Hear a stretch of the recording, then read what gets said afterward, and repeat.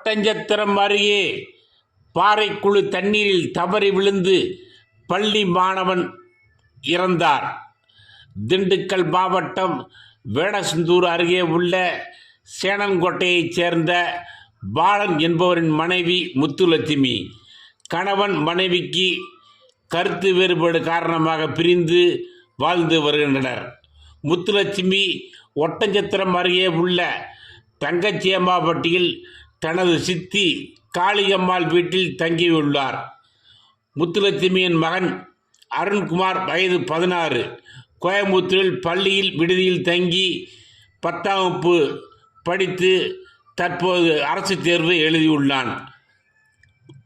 இன்று மாலை காப்பிளிப்பட்டியில் ஊருக்கு அருகே உள்ள பாறைக்குழியில் தேங்கியுள்ள தண்ணீரில் துணி துவைப்பதற்காக முத்துலட்சுமி புறப்பட்டார்.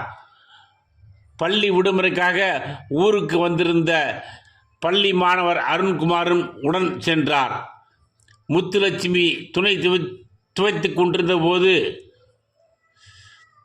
அப்போது அருண்குமார் பாறைக்குழியில் தேங்கியுள்ள தண்ணீரில் குளித்து கொண்டிருந்தான்.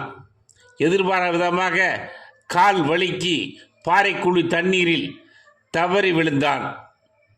நீச்சல் தெரியாததால் அருண்குமார் நீர் மூழ்கி இறந்தார். அவரது தாயார் முத்துலட்சுமி அலறல் சத்தம் கேட்டு அக்கம் பக்கம் இருந்தவர் ஓடி வந்து அருண்குமாரை மீட்க முயன்றனர். ஆனால் அருண்குமார் உடல் கிடைக்கவில்லை.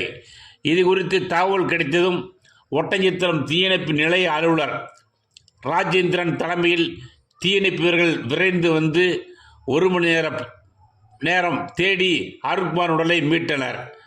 இது குறித்து அம்புலிக்கை போலீஸ் இன்ஸ்பெக்டர் தங்கராஜ் வழக்கு பதிவு செய்து அருண்குமாரின் உடலை மீட்டு ஒட்டஞ்சத்திரம் அரசு மருத்துவமனைக்கு பிரேத பரிசோதனைக்கு அனுப்பி வைத்து விசாரணை நடத்தி வருகிறார். தாயாரின் கண் முன்பே பாறைக்குழி தண்ணீரில் மூழ்கி மகன் இறந்த சம்பவம் அப்பகுதியில் பெரும் சோகத்தை ஏற்படுத்தியுள்ளது.